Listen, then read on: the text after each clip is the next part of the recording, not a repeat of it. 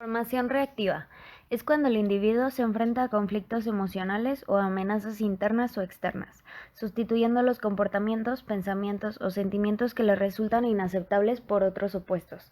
Por ejemplo, encubrir un odio con manifestaciones exageradas de afecto. Regresión.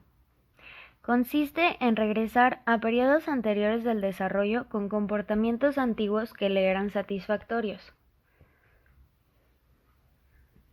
Un ejemplo sería cuando una persona no quiere aceptar su divorcio y regresa a su etapa de adolescente yendo a fiestas y embriagándose.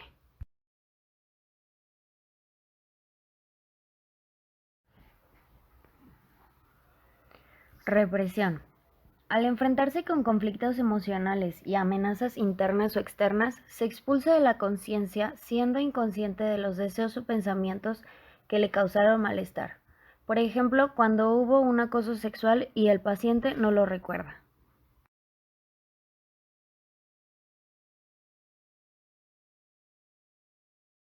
Proyección. Mecanismo que se activa cuando el aparato psíquico no es capaz de atribuirse lo que siente y piensa, por lo que deposita la responsabilidad a una persona o al ambiente. De esta forma, culpa al otro pensando que lo malo que le pasa viene de un factor externo hacia uno mismo. Un ejemplo puede ser el clásico homosexual latente, que al ver escenas de amor homosexuales siente enojo o disgusto ante este acto. Proyecta que la fuente de este sentimiento es el acto homosexual en sí, cuando la verdadera razón es que él no puede hacer lo mismo tan abiertamente. Anulación. La anulación es el mecanismo de defensa que consiste en el esfuerzo inconsciente de compensar alguna emoción dolorosa con un comportamiento que lo atenúa o disipa. Por ejemplo, un individuo que siente que le está haciendo daño a otro, como puede ser en el caso de una infidelidad, puede intentar compensarlo tratándole excesivamente bien de manera compulsiva, por ejemplo, regalándole cosas en exceso. Aislamiento. Es cuando el individuo separa los afectos de los pensamientos, por lo que puede pensar en un hecho, pero el significado emocional está aislado y no afecta al individuo, al menos de forma inmediata. Por ejemplo, los francotiradores de las Fuerzas Armadas, al tener la orden de acabar con la vida de alguien, deben dejar de lado su moral para llevar a cabo su orden, aunque con el tiempo su acto puede tener repercusiones emocionales, en el momento aísla sus emociones. Introyección. Es una función psíquica mediante la que una persona incorpora a su estructura mental y emocional los elementos del ambiente familiar y social en el que le tocó vivir. Estos elementos suelen ser idearios, formas de conducta y definiciones implícitas del ser humano y de sus relaciones interpersonales. Esta función puede entorpecer el desarrollo libre del individuo.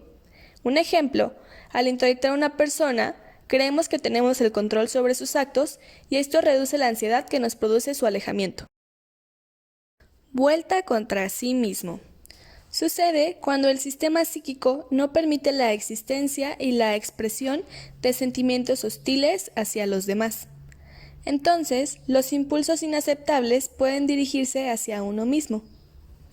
Esta agresividad hacia nosotros mismos produce sentimientos de culpa o sabotajes inconscientes, como cometer errores, autolesiones y otras cosas.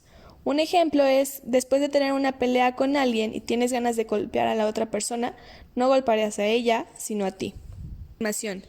Es un mecanismo de defensa maduro, el cual permite a los individuos a canalizar todas aquellas pulsiones, estímulos o impulsos, normalmente de contenido sexual o agresivo, y orientarlas hacia conductas consideradas socialmente aceptables. Por ejemplo, la agresividad y las tendencias destructivas se subliman practicando o viendo deportes violentos. Transformación en lo contrario. Aquí hablamos de algo similar a la vuelta contra sí mismo, solo que en la transformación en lo contrario es realizar lo contrario de lo que nos aqueja para poder solucionar el problema. La transformación en lo contrario consiste en que los impulsos inaceptables reprimidos se transformen en sus contrarios. El sujeto transforma en su contrario los deseos o impulsos reprimidos no permitidos por el superyo. Por ejemplo, cuando hablamos de una persona obsesionada con el orden y la limpieza, Por ende pasó por una transformación en lo contrario, ya que para que ocurriera eso, la sensación inconsciente debe ser de suciedad